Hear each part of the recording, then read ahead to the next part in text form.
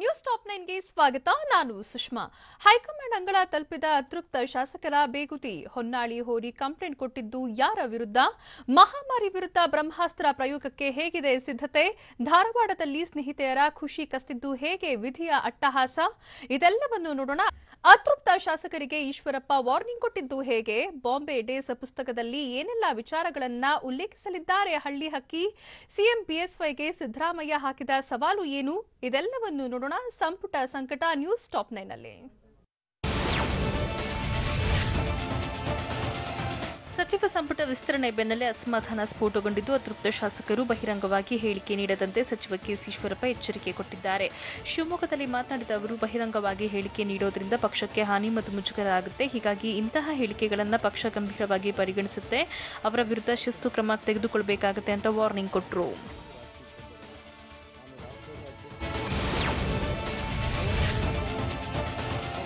ಸಂಕ್ರಮಣದ ಬಳಿಕ ಸಿಡಿ ಬ್ಲಾಸ್ಟ್ ಆಗುತ್ತೆ ಎಂಬ ಹೇಳಿಕೆಗಳಿಂದ ಬೇಸರವಾಗಿದೆ ಅಂತ ಗ್ರಾಮೀಣಾಭಿವೃದ್ಧಿ ಸಚಿವ ಕೆಸಿ ಈಶ್ವರಪ್ಪ ಹೇಳಿದರು. ಕೂಡಲೇ ಇಂತಹ ಹೇಳಿಕೆಗಳನ್ನು ನೀಡೋದನ್ನು ನಿಲ್ಲಿಸಬೇಕು. ಬೇರೆ ಪಕ್ಷದಿಂದ ಬಂದವರಿಗೆ ಸ್ಥಾನಮಾನ ಅನಿವಾರ್ಯ. ಅವರು ಬರದೇ ಇದ್ದಿದ್ರೆ ಯಾರೂ ಮಂತ್ರಿ ಆಗೋಕೆ ಸಾಧ್ಯ ಇಲ್ಲ. ಬಿಜೆಪಿ ವಿರೋಧ ಪಕ್ಷ ಸ್ಥಾನದಲ್ಲಿ ಕುಳಿತುಕೊಳ್ಳಬೇಕಾಗಿತ್ತು ಅಂತ ಈಶ್ವರಪ್ಪ ತಿಳಿಸಿದರು. ಸಂಪುಟ ವಿಸ್ತರಣೆಯಲ್ಲಿ ಶಾಸಕರು ತಮಗಾದ ಅನ್ಯಾಯ ಹೇಳಬೇಕಾದಲ್ಲಿ ಹೇಳಲಿ ಅಂತ ಈಶ್ವರಪ್ಪ ತಿಳಿಸಿದ್ದಾರೆ. ಶಿವಮೊಗ್ಗದಲ್ಲಿ ಮಾತನಾಡಿದ ಈಶ್ವರಪ್ಪ, ಅವರಿಗೆ ಅನ್ಯಾಯ ಆಗಿಲ್ಲ ಅಂತ ನಾನು ಹೇಳೋದಿಲ್ಲ. ಅನ್ಯಾಯ ಆಗಿದ್ದನ್ನ ಬೀದಿಯಲ್ಲಿ ಸರಿಪಡಿಸೋಕೆ ಆಗಲ್ಲ. ಪಕ್ಷದ ಚೌಕಟ್ಟಿನಲ್ಲಿ ಅವರ ಸಮಸ್ಯೆಗಳನ್ನ ಹೇಳಬೇಕು ಅಂತ ತಿಳಿಸಿದ್ರು. ಅಲ್ಲದೆ ಇದು ನಮ್ಮ ಪದ್ಧತಿ, ಇದನ್ನ ಮೀರಿದ್ರೆ ಅವರು ವೈಯಕ್ತಿಕವಾಗಿ ಅನುಭವಿಸ್ತಾರೆ ಅಂತ ಎಚ್ಚರಿಕೆ ಕೊಟ್ಟರು.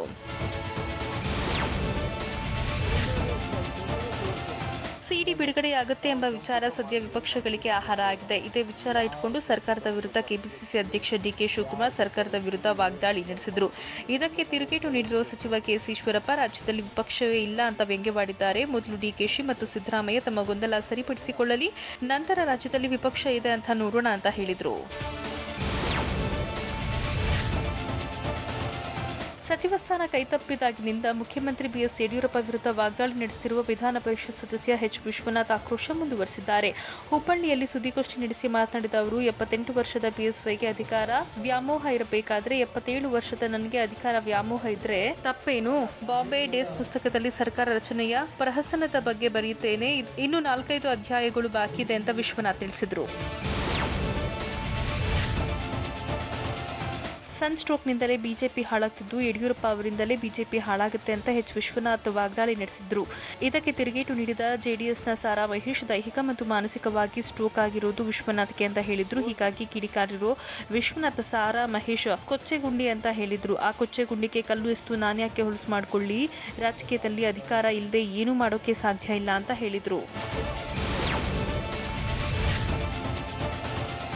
ಸಂಪುಟ ವಿಸ್ತರಣೆ ಬೆನ್ನಲ್ಲೇ ಖಾತೆ ಶುರುವಾದಂತೆ ಕಾಣ್ತಿದೆ. ಈ ಬಗ್ಗೆ ಪ್ರತಿಕ್ರಿಯಿಸಿರುವ ನೂತನ ಸಚಿವ ಎಂಟಿಬಿ ನಾಗರಾಜ್, ಯಾವುದೇ ಖಾತೆ ಕೊಟ್ಟರೂ ನಿಭಾಯಿಸ್ತೇನೆ, ಆಕ್ಷೇಪ ಇಲ್ಲ ಅಂತ ಹೇಳಿದರು. ತುಮಕೂರಿನಲ್ಲಿ ಮಾತನಾಡಿದ ಅವರು, ಮುಂದಿನ ದಿನಗಳಲ್ಲಿ ರಾಜರಾಜೇಶ್ವರಿ ನಗರ ಶಾಸಕ ಮುನಿರತ್ನ, ವಿಧಾನ ಪರಿಷತ್ ಸದಸ್ಯ ವಿಶ್ವನಾಥ್ಗೂ ಸಚಿವ ಸ್ಥಾನ ಸಿಗುತ್ತೆ ಅಂತ ತಿಳಿಸಿದರು.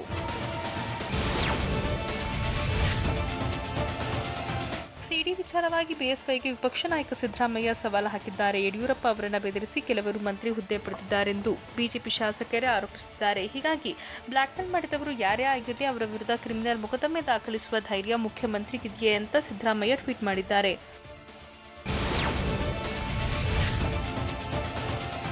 ಮುಖ್ಯಮಂತ್ರಿ ಯಡಿಯೂರಪ್ಪ ಅವರ ಕುಟುಂಬ ರಾಜಕಾರಣದ ಬಗ್ಗೆ ಬಿಜೆಪಿ ನಾಯಕರಿಗೆ ತಡವಾಗಿ ಜ್ಞಾನೋದಯವಾಗಿದೆ ಅಂತ ಸಿದ್ದರಾಮಯ್ಯ ವ್ಯಂಗ್ಯ ಮಾಡಿದ್ದಾರೆ. ಬಿಎಸ್ವೈ ನಾಮಕಾವಸ್ಥೆ ಮುಖ್ಯಮಂತ್ರಿ, ನಿಜವಾದ ಅಧಿಕಾರ ಚಲಾಯಿಸುತ್ತಿರುವುದು ಅವರ ಮಗ ಅಂತ ನಾನು ಬಹಳ ಹಿಂದೆಯೇ ಹೇಳಿದ್ದೆ. ಕೆಲವರಿಗೆ ಈಗೀಗ ಸತ್ಯ ಗೊತ್ತಾಗಿದೆ ಅಂತ ಸಿದ್ದರಾಮಯ್ಯ ಟ್ವೀಟ್ ಮಾಡಿದ್ದಾರೆ. ಹೈಕಮಾಂಡ್ ತಲುಪಿದ್ದು ಹೇಗೆ? ಅತೃಪ್ತ ಶಾಸಕರ ಅಸಮಾಧಾನ. ರಮೇಶ್ ಜಾರಕಿಹೊಳಿ ವಿರುದ್ಧ ರೇಣುಕಾಚಾರ್ಯ ಕಿಡಿಕಾರಿದ್ದು ಯಾಕೆ? ಸಿಲಿಕಾನ್ ಸಿಟಿಯಲ್ಲಿ ರೌಡಿ ಶೀಟರ್ ಮೇಲೆ ಹಲ್ಲೆ ಮಾಡಿದ್ದು ಯಾರು? ಇದೆಲ್ಲವನ್ನು ನೋಡೋಣ ಬೆಂಗಳೂರು ನ್ಯೂಸ್ ಟಾಪ್ 9 ನಲ್ಲಿ. ಅತೃಪ್ತ ಶಾಸಕರ ಅಸಮಾಧಾನ ಇದೀಗ ಹೈಕಮಾಂಡ್ ಅಂಗಳ ತಲುಪಿದೆ. ಸಚಿವ ಸಿಪಿ ಯೋಗೇಶ್ವರ್ ವಿರುದ್ಧ ಅರುಣ್ ಸಿಂಗ್ಗೆ ಶಾಸಕ ರೇಣುಕಾಚಾರ್ಯ ದೂರು ಕೊಟ್ಟಿದ್ದಾರೆ. ದೆಹಲಿಯ ಅರುಣ್ ಸಿಂಗ್ ನಿವಾಸದಲ್ಲಿ ಭೇಟಿಯಾಗಿದ್ದ ರೇಣುಕಾಚಾರ್ಯ ಸಂಪುಟ ವಿಸ್ತರಣೆ ವೇಳೆ ಪರಿಗಣಿಸಿದ ಬಗ್ಗೆ ಅಸಮಾಧಾನ ತೋಡಿಕೊಂಡಿದ್ದಾರೆ. ಸಚಿವ ರಮೇಶ್ ಜಾರಕಿಹೊಳಿ ಹೈಕಮಾಂಡ್ನಂತೆ ವರ್ತಿಸುವುದು ಬೇಡ ಅಂತ ರೇಣುಕಾಚಾರ್ಯ ಕಿಡಿಕಾರಿದ್ದಾರೆ. ಯೋಗೇಶ್ವರ್ ಪರ ಹೇಳಿಕೆ ವಿಚಾರಕ್ಕೆ ಗರಂ ಆಗಿರುವ ಅವರು ರಮೇಶ್ ಜಾರಕಿಹೊಳಿ ಬಿಜೆಪಿ ವಕ್ತಾರರ ಇಲ್ಲ ಮುಖ್ಯಮಂತ್ರಿನಾ ಅಂತ ಪ್ರಶ್ನಿಸಿದ್ದಾರೆ. ಯೋಗೇಶ್ವರ್ ಭ್ರಷ್ಟಾಚಾರ ಮಾಡಿ ಬಿಡದಿಯಲ್ಲಿ 50 ಕೋಟಿ ರೂಪಾಯಿ ಆಸ್ತಿ ಸಂಪಾದಿಸಿದ್ದಾರೆ, 4 ಐಷಾರಾಮಿ ಕಾರು ಖರೀದಿಸಿದ್ದಾರೆ, ಹೊಸ ಬಂಗ್ಲೆ ಕೂಡ ಖರೀದಿ ಮಾಡಿದ್ದಾರೆ. ಇದರ ನಡುವೆ ಅವರು ಯಾಕೆ 9 ಕೋಟಿ ರೂಪಾಯಿ ಸಾಲ ಮಾಡಿದ್ರು ಅಂತ ಹೇಳಿದ್ರು.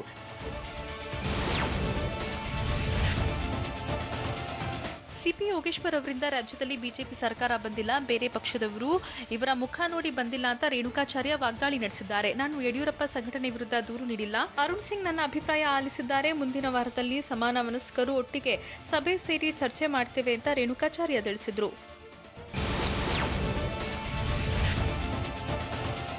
ವಿಕ್ಟೋರಿಯಾ ಆಸ್ಪತ್ರೆಯಲ್ಲಿ ಸೂಕ್ತ ಚಿಕಿತ್ಸೆಯನ್ನ ನೀಡುತ್ತಿಲ್ಲ ಅಂತ ನಟ ರಿತಿಕ್ ರೋಷನ್ ಸಂಬಂಧಿ ನಟಿ ಆರೋಪಿ ಮಾಡಿದ್ದಾರೆ.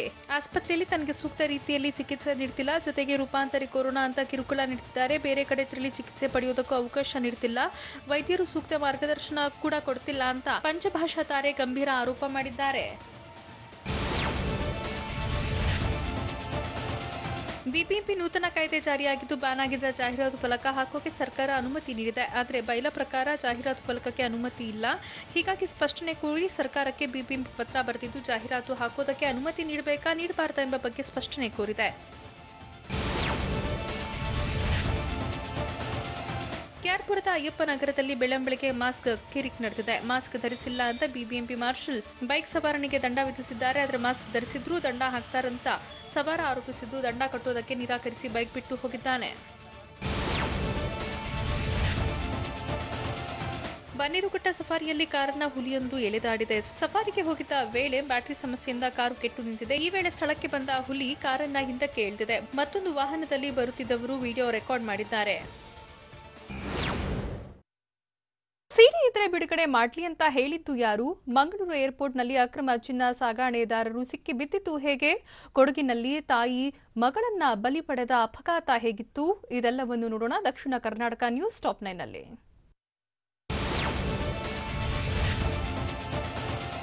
ಸಿಡಿ ಇದೆ ಎಂಬುದು ಕೇವಲ ಅಂತೆಕಂತೆಯ ಮಾತು. ಕೇವಲ ಹೆದರಿಸಿದ್ರೆ ಏನು ಪ್ರಯೋಜನ? ಸಿಡಿ ಇದ್ರೆ ಬಿಡುಗಡೆ ಮಾಡಲಿ ಅಂತ ಸಚಿವ ಎಂಟಿಬಿ ನಾಗರಾಜ್ ಹೇಳಿದ್ದಾರೆ. ಚಿತ್ರದುರ್ಗದಲ್ಲಿ ಮಾತನಾಡಿದ ಅವರು, ಯೋಗೇಶ್ವರ್ ನನ್ನ ಬಳಿ ಮನೆ ಅಡ ಇಟ್ಟಿಲ್ಲ, ರಮೇಶ್ ಜಾರಕಿಹೊಳಿ ಹೀಗೆ ಯಾಕೆ ಹೇಳಿದ್ರೋ ಗೊತ್ತಿಲ್ಲ, 3 ದಿನದಲ್ಲಿ ಖಾತೆ ಹಂಚಿಕೆ ನಡೆಯಲಿದೆ ಅಂತ ತಿಳಿಸಿದ್ರು.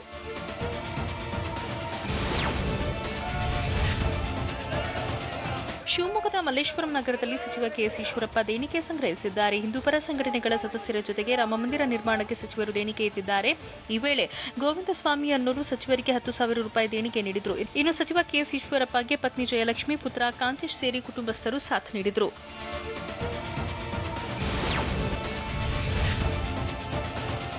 ಮಂಡ್ಯ ನಗರದಲ್ಲಿ ಪೊಲೀಸ್ ಇಲಾಖೆಯ ವಾಹನವೊಂದನ್ನು ದುರ್ಬಳಕೆ ಮಾಡಿಕೊಳ್ಳಲಾಗಿದೆ. ಅಧಿಕಾರಿಯೊಬ್ಬನ ಕುಟುಂಬದ 4 ಮಹಿಳೆಯರು ಪೊಲೀಸ್ ಜೀಪ್ನಲ್ಲಿ ಬಂದು ಬಿಂದಾಸ್ ಆಗಿ ಶಾಪಿಂಗ್ ಮಾಡಿದ್ದಾರೆ. ಈ ವೇಳೆ ಚಾಲಕ ಮಹಿಳೆಯರು ಖರೀದಿಸಿದ ವಸ್ತುಗಳನ್ನು ಜೀಪ್ಗೆ ಇಟ್ಟು ಕರ್ತವ್ಯದ ಜೊತೆ ಅಧಿಕಾರಿಯ ಕುಟುಂಬ ನಿಷ್ಠೆ ಮೆರೆದಿದ್ದಾನೆ. ಸದ್ಯ ವಿಡಿಯೋ ವೈರಲ್ ಆಗಿದ್ದು, ಪೊಲೀಸ್ ಜೀಪ್ ದುರ್ಬಳಕೆ ಮಾಡಿಕೊಂಡಿದ್ದಕ್ಕೆ ಸಾರ್ವಜನಿಕರು ಆಕ್ರೋಶ ವ್ಯಕ್ತಪಡಿಸಿದ್ದಾರೆ.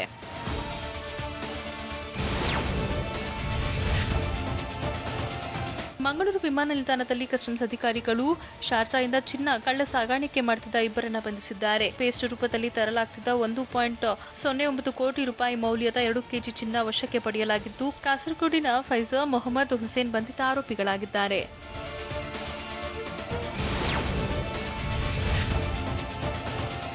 ಮೈಸೂರು ಜಿಲ್ಲೆ ಹುಣಸೂರು ತಾಲೂಕಿನ ರಾಮಪಟ್ಟಣದ ಬಳಿ ಚಿರತೆಯೊಂದು ಪ್ರತ್ಯಕ್ಷವಾಗಿದ್ದು ಜನರಲ್ಲಿ ಭೀತಿ ಶುರುವಾಗಿದೆ. ರಾತ್ರಿ ವೇಳೆ ಸಾಕು ಪ್ರಾಣಿಗಳು ನಾಪತ್ತೆಯಾಗಿದ್ದು ಚಿರತೆ ಕೊಂದು ಹಾಕ್ತಿದೆ ಅನ್ನೋ ಗುಮಾನಿ ಹಬ್ಬಿದೆ. ಗ್ರಾಮದ ಮನೆಯೊಂದರಲ್ಲಿನ ಸಿಸಿ ಕ್ಯಾಮೆರಾ ಮತ್ತು ಗ್ರಾಮದ ಹೊರವಲಯದಲ್ಲಿ ಚಿರತೆ ಕಾಣಿಸಿಕೊಂಡಿದ್ದು ಜನರು ಆತಂಕಗೊಂಡಿದ್ದಾರೆ. ಚಿರತೆ ಸೆರೆ ಹಿಡಿಯುವಂತೆ ಆಗ್ರಹಿಸಿದ್ದಾರೆ.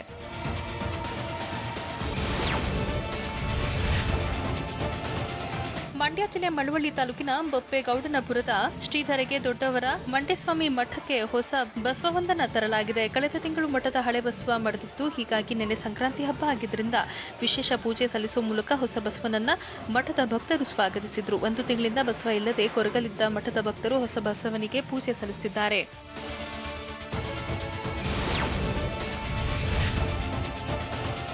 ಮೈಸೂರಿನ ಕೋಟೆ ಆಂಜನೇಯ ಸ್ವಾಮಿ ದೇವಸ್ಥಾನದಲ್ಲಿ ಶ್ರೀರಾಮ ಮಂದಿರ ನಿರ್ಮಾಣ ವಿಧಿ ಸಮರ್ಪಣಾ ಅಭಿಯಾನಕ್ಕೆ ಚಾಲನೆ ನೀಡಲಾಗಿದೆ. ದೇವಸ್ಥಾನದಲ್ಲಿ ಪೂಜೆ ಸಲ್ಲಿಸಿ ನಟ ಅಭಿಷೇಕ್ ಗೌಡ ಅಭಿಯಾನಕ್ಕೆ ಚಾಲನೆ ನೀಡಿದರು. ಈ ವೇಳೆ ನಟ ಅಭಿಷೇಕ್ ಚೆಕ್ ಹಸ್ತಾಂತರಿಸಿದ್ರು. ಶ್ರೀರಾಮ ಜನ್ಮಭೂಮಿ ತೀರ್ಥಕ್ಷೇತ್ರ ಟ್ರಸ್ಟ್ ಹಮ್ಮಿಕೊಂಡಿದ್ದ ಅಭಿಯಾನದಲ್ಲಿ ಬಿಜೆಪಿ ನಗರಾಧ್ಯಕ್ಷ ಸೇರಿ ಹಲವರು ಭಾಗಿಯಾಗಿದ್ದರು.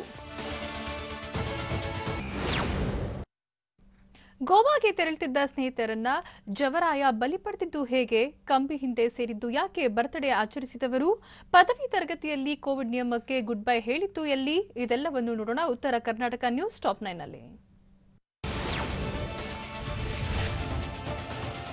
ರಾಜ್ಯದಲ್ಲಿ ಒಂದಲ್ಲ ಒಂದು ದಿನ ದಲಿತ ಸಮಾಜದವರು ಸಿಎಂ ಆಗಬೇಕು, ಹಾಗೆ ಆಗ್ತಾರೆ ಅಂತ ಸಂಸದ ರಮೇಶ್ ಜಿಗಜಿಣಗಿ ವಿಜಯಪುರದಲ್ಲಿ ಹೇಳಿದ್ದಾರೆ. ಇದರ ಬಗ್ಗೆ ಯಾರಿಗೂ ಸಂಶಯ ಬೇಡ. ಇತರ ಎಲ್ಲ ಸಮಾಜದವರು ಸಿಎಂ ಆಗುವ ಅವಕಾಶ ಇದೆ. ಆದರೆ ರಾಜ್ಯದಲ್ಲಿ 23% ದಲಿತರು ಯಾಕೆ ಆಗಬಾರದು ಅಂತ ಜಿಗಜಿಣಗಿ ಪ್ರಶ್ನಿಸಿದ್ದಾರೆ.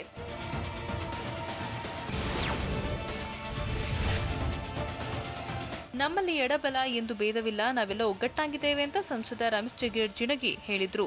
ಎಲ್ಲಾ ಸಮುದಾಯದವರಂತೆ ದಲಿತರಿಗೂ ಸ್ಥಾನಮಾನ ಸಿಗಬೇಕು ಅಂತ ಬಸವಣ್ಣನವರು 800 ವರ್ಷಗಳ ಹಿಂದೆ ಕನಸು ಕಂಡಿದ್ರು. ಬಸವಣ್ಣನವರ ಕನಸು ನನಸಾಗ್ತಿದೆ. ರಾಜ್ಯದಲ್ಲಿ ಒಂದಲ್ಲ ಒಂದು ದಿನ ದಲಿತ ಸಮುದಾಯದವರು ಸಿಎಂ ಆಗ್ತಾರೆ ಅಂತ ಜಿಗಜಿಣಗಿ ಭವಿಷ್ಯ ನುಡಿದಿದ್ದಾರೆ.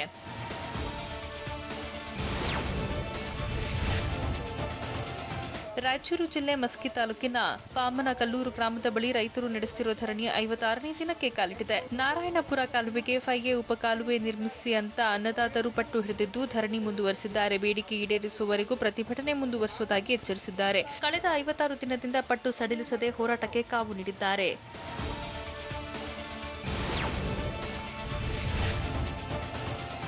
ಪಂಚಮಸಾಲಿ ಪೀಠದ ಬಸವಜಯ ಮೃತ್ಯುಂಜಯ ಶ್ರೀಗಳ ನೇತೃತ್ವದಲ್ಲಿ ನಡೆಯುತ್ತಿರುವ ಪಾದಯಾತ್ರೆ 2ನೇ ದಿನಕ್ಕೆ ಕಾಲಿಟ್ಟಿದೆ. ಪಂಚಮಸಾಲಿ ಸಮಾಜಕ್ಕೆ 2A ಮೀಸಲಾತಿಗಾಗಿ ಸ್ವಾಮೀಜಿ ಹೋರಾಟ ಹಮ್ಮಿಕೊಂಡಿದ್ದು ಇಂದು ಹುನಗುಂದದಿಂದ ಕಡೆಕೊಪ್ಪದವರೆಗೂ ಪಾದಯಾತ್ರೆ ಸಾಗಲಿದೆ.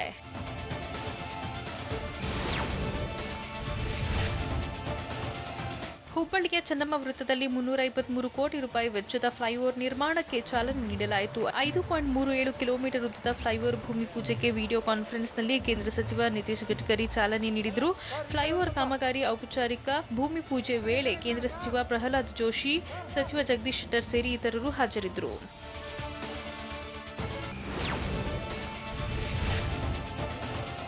ಬೆಳಗಾವಿಯಲ್ಲಿ ಎಂದಿನಂತೆ ಪದವಿ ಕಾಲೇಜುಗಳ ತರಗತಿ ಆರಂಭಗೊಂಡಿದೆ. ಆದರೆ ನಗರದ ಬಿಕೆ ಕಾಲೇಜಿನಲ್ಲಿ ಕೋವಿಡ್ ನಿಯಮ ಉಲ್ಲಂಘಿಸಲಾಗಿದ್ದು ಒಂದೇ ಕೊಠಡಿಯಲ್ಲಿ 140 ಸ್ಟೂಡೆಂಟ್ಸ್ಗೆ ಪಾಠ ಮಾಡಲಾಗಿದೆ.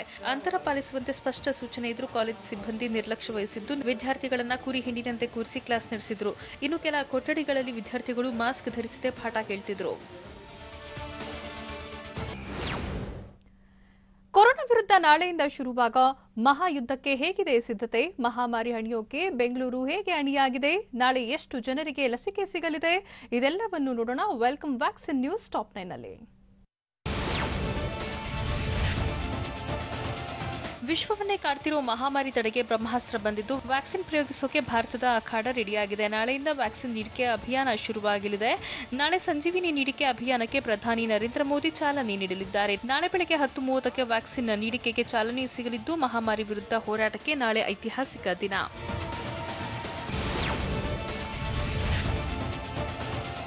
ನಾಳೆಯಿಂದ ಹೆಮ್ಮಾರಿ ಕೊರೋನಾ ವಿರುದ್ಧ ಅಧಿಕೃತ ಸಮರ ಶುರುವಾಗುತ್ತಿದೆ. ಪ್ರಾಣ ಹಿಂಡುವ ವೈರಸ್ ವಿರುದ್ಧ ನಾಳೆಯಿಂದ ಬ್ರಹ್ಮಾಸ್ತ್ರ ಪ್ರಯೋಗವಾಗುತ್ತಿದ್ದು ದೇಶದಾದ್ಯಂತ ಕೊರೋನಾ ಲಸಿಕೆ ನೀಡಿಕೆ ಅಭಿಯಾನ ಆರಂಭವಾಗಲಿದೆ. ಕೋವಿನ್ ಆಪ್ಗೆ ಪ್ರಧಾನಿ ನರೇಂದ್ರ ಮೋದಿ ಚಾಲನೆ ನೀಡಲಿದ್ದು ಕೊರೋನಾ ವ್ಯಾಕ್ಸಿನ್ ಚಾಲನೆಗೆ ದೆಹಲಿಯ 2 ಆಸ್ಪತ್ರೆಗಳನ್ನು ಆಯ್ಕೆ ಮಾಡಲಾಗಿದೆ. ಅಭಿಯಾನಕ್ಕೆ ಚಾಲನೆ ನೀಡಿದ ಬಳಿಕ ಕೆಲ ವ್ಯಾಕ್ಸಿನ್ ಫಲಾನುಭವಿಗಳೊಂದಿಗೆ ಮೋದಿ ಸಂವಾದ ನಡೆಸಲಿದ್ದಾರೆ. ನಾಳೆಯಿಂದ ದೇಶದಾದ್ಯಂತ ವ್ಯಾಕ್ಸಿನ್ ನೀಡಿಕೆ ಅಭಿಯಾನ ಶುರುವಾಗಲಿದೆ. ನಾಳೆಯೇ ದೇಶದ 3 ಲಕ್ಷ ಆರೋಗ್ಯ ಕಾರ್ಯಕರ್ತರಿಗೆ ವ್ಯಾಕ್ಸಿನ್ ಸಿಗಲಿದ್ದು ದೇಶದ 3,000 ಸ್ಥಳಗಳಲ್ಲಿ ಕೊರೋನಾ ವ್ಯಾಕ್ಸಿನ್ ವಿತರಿಸಲಿದ್ದಾರೆ. ಈ ತಿಂಗಳ ಅಂತ್ಯದ ವೇಳೆಗೆ 5,000 ಸ್ಥಳದಲ್ಲಿ ಲಸಿಕೆ ನೀಡಿಕೆ ವಿಸ್ತರಣೆಯಾಗಲಿದ್ದು ಮಾರ್ಚ್ ಅಂತ್ಯಕ್ಕೆ ದೇಶದ 12,000 ಸ್ಥಳದಲ್ಲಿ ಲಸಿಕೆ ನೀಡಲಿದ್ದಾರೆ. ಕೊರೋನಾ ವಿರುದ್ಧದ ಸಮರಕ್ಕೆ ನಾಳೆಯಿಂದ ವ್ಯಾಕ್ಸಿನ್ ವಾರ ಆರಂಭವಾಗುತ್ತದೆ. ಮೊದಲ ದಿನ ಪ್ರತಿ ಸ್ಥಳದಲ್ಲಿ 100 ಮಂದಿಗೆ ಲಸಿಕೆ ನೀಡಲಿದ್ದು ಪ್ರತಿಯೊಂದು ಲಸಿಕಾ ಕೇಂದ್ರದಲ್ಲಿ 5 ಮಂದಿ ಸಿಬ್ಬಂದಿ ಇರಲಿದ್ದಾರೆ. ಪ್ರತಿ ಲಸಿಕಾ ಕೇಂದ್ರದಲ್ಲಿ ಕೋವ್ಯಾಕ್ಸಿನ್, ಕೋವಿಶೀಲ್ಡ್ 1 ಬ್ರಾಂಡ್ ಲಸಿಕೆ ಮಾತ್ರ ಲಭ್ಯವಿರಲಿದೆ. ಮೊದಲ ಡೋಸ್ ಬ್ರಾಂಡ್ ಲಸಿಕೆಯನ್ನೇ 2ನೇ ಡೋಸ್ ಆಗಿ ನೀಡಲಿದ್ದಾರೆ. ಜೊತೆಗೆ ಲಸಿಕೆ ಬಗೆಗಿನ ಮಾಹಿತಿ ಕೋವಿನ್ ಆಪ್ನಲ್ಲಿ ದಾಖಲಾಗಲಿದೆ. ದೇಶದಲ್ಲಿ ಮೊದಲು ಆರೋಗ್ಯ ಕಾರ್ಯಕರ್ತರಿಗೆ ಕೊರೋನಾ ಲಸಿಕೆ ಸಿಗಲಿದೆ. ಹೀಗಾಗಿ ವಾರದಲ್ಲಿ ಸೋಮವಾರ, ಬುಧವಾರ, ಗುರುವಾರ, ಶನಿವಾರ ಲಸಿಕೆ ನೀಡೋಕೆ ಮೀಸಲಿಟ್ಟಿದ್ದು ಮಂಗಳವಾರ, ಶುಕ್ರವಾರ ಇತರೆ ಆರೋಗ್ಯ ಕಾರ್ಯಕ್ರಮ ನಡೆಯಲಿದೆ. ಲಸಿಕೆ ನೀಡಿಕೆಯಿಂದ ಇತರೆ ಹೆಲ್ತ್ ಚಟುವಟಿಕೆಗಳಿಗೆ ತೊಂದರೆ ಆಗಬಾರದು ಅನ್ನೋ ಉದ್ದೇಶದಿಂದ ಈ ತೀರ್ಮಾನಕ್ಕೆ ಬರಲಾಗಿದೆ. ಕೊರೋನಾ ವ್ಯಾಕ್ಸಿನ್ ನೀಡಿಕೆಗೆ ಕೇಂದ್ರ ಸರ್ಕಾರ ಮಾರ್ಗಸೂಚಿ ಪ್ರಕಟಿಸಿದ್ದು, ಗರ್ಭಿಣಿ ಬಾಣಂತಿಯರಿಗೆ ಕೊರೋನಾ ಲಸಿಕೆ ನೀಡುವಂತಿಲ್ಲ. ಅಲ್ಲದೆ ಹೈ ಬಿಪಿ, ಉಸಿರಾಟದ ಸಮಸ್ಯೆ ಇರೋರ ಮೇಲೆ ನಿಗಾ ಇಡಲಿದ್ದು 18 ವರ್ಷ ಮೇಲ್ಪಟ್ಟವರಿಗೆ ಮಾತ್ರ ಕೊರೋನಾ ವ್ಯಾಕ್ಸಿನ್ ಸಿಗಲಿದೆ. ಮೊದಲ ಡೋಸ್ ಪಡೆದವರಿಗೆ ಎರಡನೇ ಡೋಸ್ ಕಡ್ಡಾಯವಾಗಿದ್ದು 28 ದಿನಗಳ ಅಂತರದಲ್ಲಿ ಎರಡನೇ ಡೋಸ್ ಪಡೆಯಬೇಕಿದೆ. ನಾಳೆ ಹೆಲ್ತ್ ಫ್ರಂಟ್ಲೈನ್ ವಾರಿಯರ್ಸ್ಗೆ ಲಸಿಕೆ ನೀಡಲಿದ್ದು, ಪ್ರತಿ ಕೇಂದ್ರದಲ್ಲೂ 100 ಜನರಿಗೆ ಲಸಿಕೆ ವಿತರಣೆ ಆರಂಭವಾಗಲಿದೆ. ಇದರ ಬೆನ್ನಲ್ಲೇ ರಾಜ್ಯದಲ್ಲಿ ಯಾವ್ಯಾವ ಜಿಲ್ಲೆಗೆ ಎಷ್ಟು ವ್ಯಾಕ್ಸಿನ್ ಎಂಬ ಪಟ್ಟಿ ರೆಡಿಯಾಗಿದ್ದು, ಬೆಂಗಳೂರಿನ ವ್ಯಾಕ್ಸಿನ್ ಸ್ಟೋರೇಜ್ನಿಂದ 23 ಜಿಲ್ಲೆಗಳಿಗೆ ವ್ಯಾಕ್ಸಿನ್ ಪೂರೈಕೆಯಾಗಲಿದೆ. ಬಿಬಿಎಂಪಿ ವ್ಯಾಪ್ತಿಯಲ್ಲಿ 2,10,080, ಬಳ್ಳಾರಿಯಲ್ಲಿ 22,160, ದಕ್ಷಿಣ ಕನ್ನಡದಲ್ಲಿ 48,450, ಮೈಸೂರಿನಲ್ಲಿ 41,460, ಬೆಳಗಾವಿಯಲ್ಲಿ ಒಟ್ಟು 1,47,000 ಡೋಸ್ ವ್ಯಾಕ್ಸಿನ್ ವಿತರಣೆಯಾಗಲಿದೆ.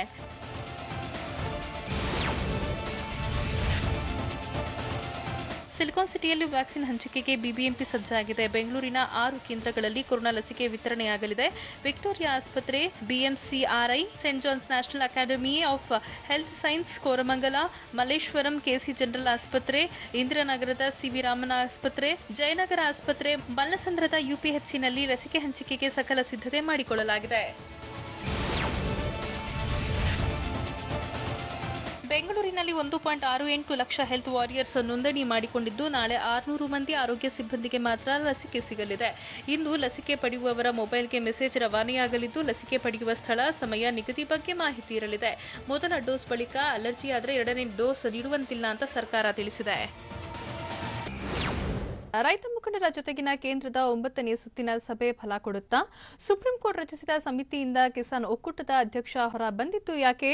ತಮಿಳುನಾಡಿನಲ್ಲಿ ಜಲ್ಲಿಕಟ್ಟು ಕ್ರೀಡೆಯ ಸಂಭ್ರಮ ಹೇಗಿದೆ? ಇದೆಲ್ಲವನ್ನು ನೋಡೋಣ ನ್ಯಾಷನಲ್ ನ್ಯೂಸ್ ಟಾಪ್ 9 ನಲ್ಲಿ. ಕೇಂದ್ರದ ಕೃಷಿ ಕಾಯ್ದೆಗಳನ್ನು ಸುಪ್ರೀಂ ಕೋರ್ಟ್ ತಡೆ ಹಿಡಿದಿದ್ರೂ ಬಿಗಿಪಟ್ಟು ಸಡಿಲಿಸದೆ ದೆಹಲಿ ಗಡಿಗಳಲ್ಲಿ ರೈತರು ನಡೆಸುತ್ತಿರುವ ಹೋರಾಟ 50ನೇ ದಿನಕ್ಕೆ ಕಾಲಿಟ್ಟಿದೆ. ಜೊತೆಗೆ ಜನವರಿ 26ರ ಗಣರಾಜ್ಯೋತ್ಸವ ಪರೇಡ್ಗೆ ಪರ್ಯಾಯವಾಗಿ ಟ್ರ್ಯಾಕ್ಟರ್ ರ್ಯಾಲಿ ಪರೇಡ್ ನಡೆಸುವುದಾಗಿ ಎಚ್ಚರಿಕೆ ಕೊಟ್ಟಿದ್ದಾರೆ. ಭಾರೀ ಚಳಿ ಸೇರಿದಂತೆ ಇನ್ನಿತರ ಘಟನೆಗಳಿಂದ ಈವರೆಗೂ 50 ರೈತರು ಸಾವನ್ನಪ್ಪಿದ್ದು, ಕಾಯ್ದೆ ಹಿಂಪಡೆಯುವವರೆಗೂ ಪ್ರತಿಭಟನೆ ನಿಲ್ಲಿಸಲ್ಲ ಅಂತ ಪಟ್ಟು ಹಿಡಿದಿದ್ದಾರೆ. ಕೇಂದ್ರದ ಕೃಷಿ ತಿದ್ದುಪಡಿ ಕಾಯ್ದೆ ವಿರೋಧಿಸಿ 50 ದಿನಗಳಿಂದ ಧರಣಿ ನಡೆಸುತ್ತಿರುವ ರೈತರ ಜೊತೆ ಕೇಂದ್ರ ಸರ್ಕಾರ ಮತ್ತೊಮ್ಮೆ ಮಾತುಕತೆ ನಡೆಸಿದೆ. ಕೇಂದ್ರ ಸರ್ಕಾರ ಹಾಗೂ ಧರಣಿ ನಿರತ ರೈತರ ಜೊತೆಗಿನ 9ನೇ ಸುತ್ತಿನ ಮಾತುಕತೆ ಇದಾಗಿದೆ.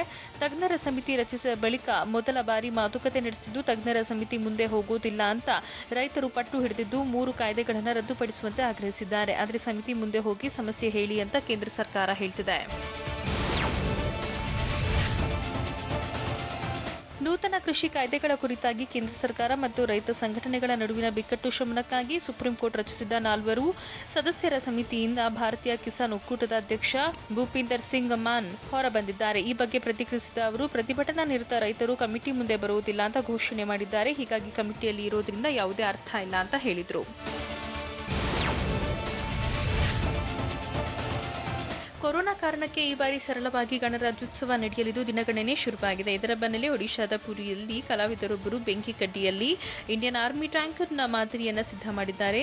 ಸಸ್ವತ್ ಮಂಡೆ ಅನ್ನೋರು 2254 ಬೆಂಕಿ ಕಡ್ಡಿಗಳನ್ನು ಬಳಸಿ ಟ್ಯಾಂಕ್ ಮಾದರಿ ನಿರ್ಮಿಸಿದ್ದು, ಇದು ಭಾರತೀಯ ಸೇನೆಗೆ ಸಮರ್ಪಣೆ ಅಂತ ಹೇಳಿದ್ದಾರೆ.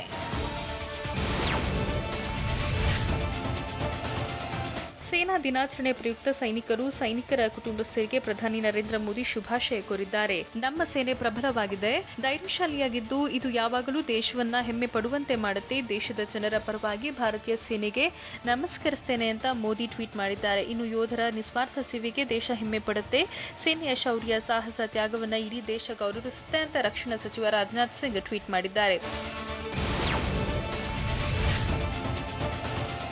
ಇಂದಿನಿಂದ ನೂತನ ಸಂಸತ್ ಭವನದ ಕಟ್ಟಡ ಕಾಮಗಾರಿ ಆರಂಭವಾಗಿದೆ. ಸುಪ್ರೀಂ ಕೋರ್ಟ್ನಿಂದ ಹೊಸ ಪಾರ್ಲಿಮೆಂಟ್ ಕಟ್ಟಡ ನಿರ್ಮಾಣಕ್ಕೆ ಗ್ರೀನ್ ಸಿಗ್ನಲ್ ಸಿಕ್ಕಿರೋ ಬೆನ್ನಲ್ಲೇ ಮಕರ ಸಂಕ್ರಾಂತಿಯ ಮಾರನೇ ದಿನದ ಶುಭ ಸಂದರ್ಭದಲ್ಲಿ ಕಾಮಗಾರಿ ಆರಂಭಿಸಲಾಗಿದೆ. 2022ರ ಒಳಗೆ ಕಾಮಗಾರಿ ಪೂರ್ಣಗೊಳಿಸುವ ಗುರಿ ಹೊಂದಿದ್ದು, ಪಾರ್ಲಿಮೆಂಟ್ ಜೊತೆಗೆ ಕೇಂದ್ರೀಯ ಸಚಿವಾಲಯವೂ ನಿರ್ಮಾಣ ಮಾಡಲಾಗುತ್ತಿದೆ. ಅಯೋಧ್ಯೆ ರಾಮಮಂದಿರ ನಿರ್ಮಾಣಕ್ಕೆ ಇಂದಿನಿಂದ ಫೆಬ್ರವರಿ 5ರವರೆಗೂ ದೇಣಿಗೆ ಸಂಗ್ರಹಿಸಲಾಗುತ್ತಿದೆ. ದೇಶದ 11 ಕೋಟಿ ಹಿಂದೂಗಳ ಮನೆಯಿಂದ ದೇಣಿಗೆ ಸಂಗ್ರಹಿಸೋಕೆ ತೀರ್ಮಾನಿಸಲಾಗಿದೆ. ದೇಶದ 4 ಲಕ್ಷ ಹಳ್ಳಿಗಳಲ್ಲಿ ದೇಣಿಗೆ ಸಂಗ್ರಹಕ್ಕೆ ಪ್ಲಾನ್ ಮಾಡಿದ್ದು ರಾಮಜನ್ಮ ಭೂಮಿ ತೀರ್ಥ ಕ್ಷೇತ್ರ ಟ್ರಸ್ಟ್ ದೇಣಿಗೆ ಸಂಗ್ರಹಿಸುತ್ತಿದ್ದು, ದೇಣಿಗೆ ಸಂಗ್ರಹಕ್ಕೆ ಹಿಂದೂ ಪರ ಸಂಘಟನೆಗಳು ಕೈಜೋಡಿಸಿವೆ. ದೇಶದಲ್ಲಿ ಕಳೆದ 24 ಗಂಟೆಗಳಲ್ಲಿ 19,299 ಹೊಸ ಕೊರೋನಾ ಪ್ರಕರಣಗಳು ಪತ್ತೆಯಾಗಿದ್ದು, ಸೋಂಕಿತರ ಸಂಖ್ಯೆ 1,450,284ಕ್ಕೆ ಏರಿಕೆಯಾಗಿದೆ. ಕಳೆದ ಒಂದು ದಿನದಲ್ಲಿ 201 ಜನರು ಕೊರೋನಾಗೆ ಬಲಿಯಾಗಿದ್ದು, ಈವರೆಗೂ 1,50,999 ಜನ ಕೊರೋನಾದಿಂದ ಸಾವನ್ನಪ್ಪಿದ್ದಾರೆ. 1,75,00,000ಕ್ಕೂ ಹೆಚ್ಚಿನ ಸೋಂಕಿತರು ಚೇತರಿಸಿಕೊಂಡಿದ್ದು, 2.23 ಲಕ್ಷ ಜನರು ಇನ್ನೂ ಚಿಕಿತ್ಸೆ ಪಡೆಯುತ್ತಿದ್ದಾರೆ. ಭಾರತದ ವಿರುದ್ಧದ ಅಂತಿಮ ಟೆಸ್ಟ್ನಲ್ಲಿ ಆಸೀಸ್ಗೆ ಆಸರೆಯಾಗಿದ್ದು ಯಾರು? ಒಂದೇ ಪ್ರವಾಸದಲ್ಲಿ ವೇಗಿ ನಟರಾಜನ್ ಬರೆದ ದಾಖಲೆ ಏನು? ಚಾಲೆಂಜಿಂಗ್ ಸ್ಟಾರ್ ದರ್ಶನ್ ಸಂಕ್ರಾಂತಿ ಆಚರಿಸಿದ್ದು ಹೇಗಿತ್ತು? ಇದೆಲ್ಲವನ್ನು ನೋಡೋಣ ಎಂಟರ್ಟೈನ್ಮೆಂಟ್ ನ್ಯೂಸ್ ಟಾಪ್ 9ನಲ್ಲಿ. ಟೀಂ ಇಂಡಿಯಾ ಪರ ಆಲ್ರೌಂಡರ್ ವಾಷಿಂಗ್ಟನ್ ಸುಂದರ್ ಅಂತಾರಾಷ್ಟ್ರೀಯ ಟೆಸ್ಟ್ ಕ್ರಿಕೆಟ್ಗೆ ಪಾದಾರ್ಪಣೆ ಮಾಡಿದ್ದಾರೆ. ಅಶ್ವಿನ್ ಮತ್ತು ಜಡೇಜಾ ಗಾಯಗೊಂಡಿದ್ದರಿಂದ ಸುಂದರ್ಗೆ ಮಣೆ ಹಾಕಲಾಗಿದೆ. ಈ ಮೂಲಕ ಸುಂದರ್ ಟೆಸ್ಟ್ ಕ್ರಿಕೆಟ್ನಲ್ಲಿ ಭಾರತ ತಂಡವನ್ನು ಪ್ರತಿನಿಧಿಸುತ್ತಿರುವ 301ನೇ ಆಟಗಾರನಾಗಿದ್ದಾನೆ.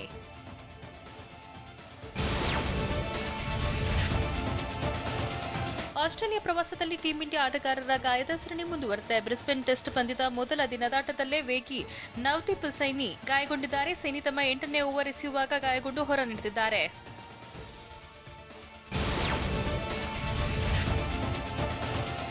ನಟ ಚಾಲೆಂಜಿಂಗ್ ಸ್ಟಾರ್ ದರ್ಶನ್ ಪ್ರತಿ ವರ್ಷದಂತೆ ಈ ವರ್ಷವೂ ಸಂಕ್ರಾಂತಿ ಹಬ್ಬವನ್ನು ಅದ್ದೂರಿಯಾಗಿ ಆಚರಿಸಿದ್ದಾರೆ. ಸ್ನೇಹಿತರ ಜೊತೆಗೆ ತಮ್ಮ ಫಾರ್ಮ್ ಹೌಸ್ನಲ್ಲಿ ಕಿಚ್ಚು ಹಾಯಿಸಿದ್ದಾರೆ. ದರ್ಶನ್ ಕಿಚ್ಚು ಹಾಯಿಸಿದ ಫೋಟೋಗಳು ವೈರಲ್ ಸೇರಿವೆ. ಟಾಲಿವುಡ್ನ ಪವರ್ ಸ್ಟಾರ್ ಪವನ್ ಕಲ್ಯಾಣ್ ವಕೀಲ್ ಸಾಬ್ ಆಗಿ ಎಂಟ್ರಿ ಕೊಟ್ಟಿದ್ದಾರೆ. ಸ್ಟೈಲಿಶ್ ಮತ್ತು ರಗಡ್ ಲುಕ್ನಲ್ಲಿ ಪವರ್ ಸ್ಟಾರ್ ಮಿಂಚಿದ್ದಾರೆ. ಖಡಕ್ ಡೈಲಾಗ್ ಹೊಡೆದು ವಿಲನ್ಗಳಿಗೆ ವಾರ್ನಿಂಗ್ ನೀಡಿದ್ದಾರೆ. ವಕೀಲ್ ಸಾಬ್ ಅವತಾರವನ್ನು ಟೀಸರ್ ಬಿಚ್ಚಿಟ್ಟಿದೆ. ಇದು ಬಾಲಿವುಡ್ನ ಪಿಂಕ್ ಚಿತ್ರದ ರೀಮೇಕ್. ಸಂಕ್ರಾಂತಿ ಹಬ್ಬದ ಬಳಿಕ ಕಿಚ್ಚ ಕೊಟ್ಟ ಸರ್ಪ್ರೈಸ್ ಸದ್ದು ಮಾಡ್ತಿದೆ. ಅಷ್ಟಕ್ಕೂ ಕಿಚ್ಚ ಸರ್ಪ್ರೈಸ್ ಕೊಟ್ಟಿರೋದು ತಮ್ಮ ಬಾಡಿಗಾರ್ಡ್ ಸಾಯಿ ಕಿರಣ್ಗೆ ಇಷ್ಟವಾದ ಕಪ್ಪು ಬಣ್ಣದ ರಾಯಲ್ ಎನ್ಫೀಲ್ಡ್ ಬೈಕ್ ಅನ್ನ ಸಂಕ್ರಾಂತಿ ಗಿಫ್ಟ್ ಆಗಿ ಕಿಚ್ಚ ಕೊಟ್ಟಿದ್ದಾರೆ.